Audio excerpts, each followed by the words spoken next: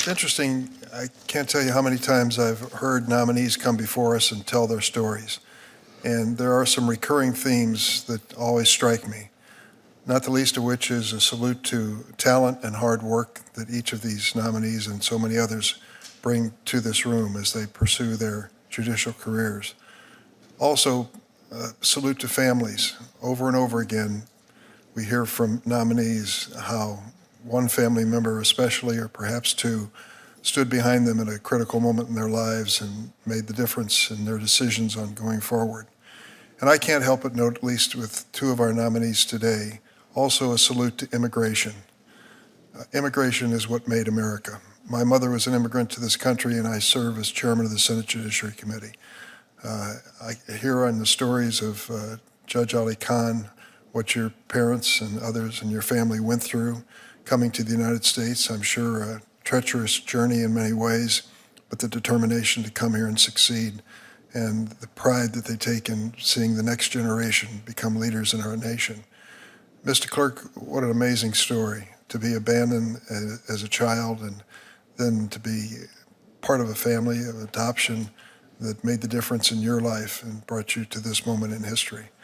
There's a lot of things said about immigration by politicians these days, but I hope that we'll have some honest reflection by all of us, the fact that immigration has made America what it is today as far as I'm concerned. Judge Munley, I listened to Bob Casey, who's a dear friend, and John Fetterman, who supports you as well, and I heard the story of your family. I was particularly struck by one incident in your life I'd like you to comment on. In private practice, you represented an emergency responder exposed to toxins and debris while working at Ground Zero in the disaster site at the World Trade Center after 9/11. You ultimately helped him recover an award from the 9/11 Victim Compensation Fund to compensate him for the health issues that he faced.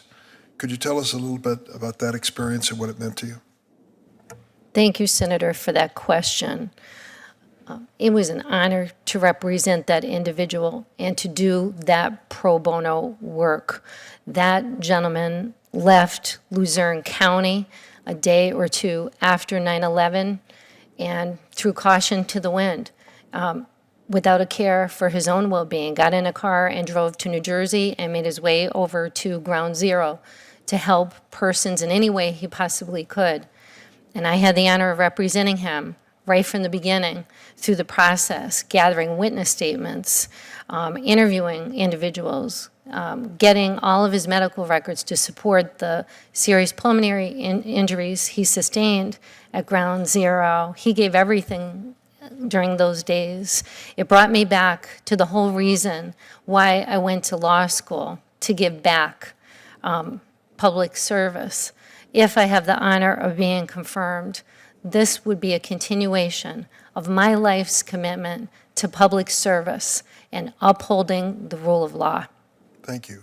Judge Ali Khan, as I look at your background as a Deputy Solicitor General and Solicitor General, you've had litigation experience which few nominees bring to this table. I noticed that there's somewhat of a fraternity or sorority of Solicitors General across the country, and many of them have written in support of your nomination, even those of the opposite political party. What is it that you believe guided you in that pursuit?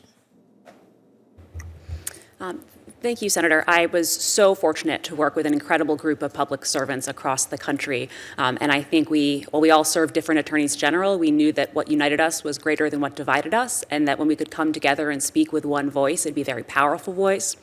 Obviously, we oftentimes were on opposite sides of the litigation because we served different attorneys general with different priorities. But when we did that, we were on opposite sides of the V. We litigated with good faith and good humor. I think that public service is so important, and having the opportunity to work not just with dedicated public servants in the District of Columbia, but across the country has been just absolutely the opportunity of a lifetime. And in all candor, you've been drawn into some political issues in your capacity, have you not? Yes, Senator. And it's interesting to note that the Solicitors General who support you are both political parties. Yes, Senator. We have a wonderful fraternity or sorority, as you said. I think one of the last briefs I filed before joining the bench had 39 state signatories, and I'm very grateful to have the bipartisan support that I do from that community.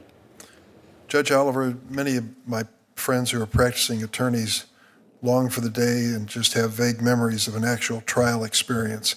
It seems to be a hard thing to come by these days. I read here you've presided over approximately 320 cases that have gone to verdict or judgment, so you've seen your fair share of trials. Could you comment on that experience? Thank you for the opportunity, Senator. I think the right to a jury trial, whether civil or criminal, is really at the foundation of our justice system. One of the things I would look forward to, or I'm so fortunate to be confirmed, is continuing to try jury cases, civil or criminal. In Connecticut, it's a bit of a lengthier process. In the federal district, it's a quicker process. Regardless, I think it's important that individuals, frankly, who have better things to do with their time nonetheless come in and dedicate themselves to the task of judging facts of complete strangers, taking the law from someone they haven't met before, judging credibility from individuals they haven't met before, deliberating to a common purpose in light of their experience, reason, and common sense, and attempting to reach a unanimous verdict on issues of guilt or not guilt or liability. I think it's so important, and I was fortunate to be able, in my time of public service, to take part as a prosecutor in about 24 criminal jury trials, and as a judge in about 300 bench trials, and then as a judge about 24 more criminal and civil jury trials. It's something I'm proud of. I think it's something that's important and necessary, and I look forward to the opportunity to continue to do so on the federal level. Thanks, Judge.